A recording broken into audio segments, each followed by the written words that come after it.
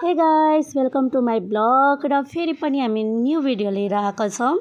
आज चाहिँ हामी जान लागेको कालचिनी म पापा र साथीमा बहिनी पनि हुनुहुन्छ र हामी चाहिँ के गर्नु गएको हो भनेपछि हामीलाई टाइल्स लिनु छ हैन, वासरुम र टोयलेटको लागि हो।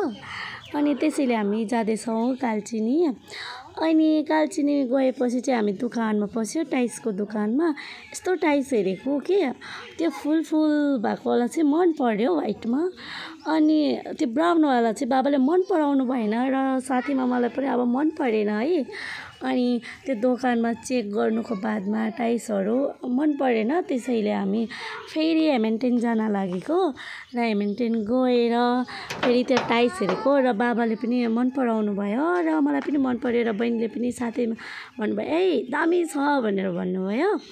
अनि हामी टाइल्स किन्नलाई गयो, टाइल्स हेऱ्यो, त्यसको बादमा अनि टाइल्सहरू भइसकेपछि अनि मुस्कान चाहिँ नक्कली जस्तो फोन लिएर हैन आफ्नो सेल्फी हान्दै अनि फेरि भिडियो बनाउँदै गरिराखेको थियो, नक्कली पारामा नक्कली जस्तै।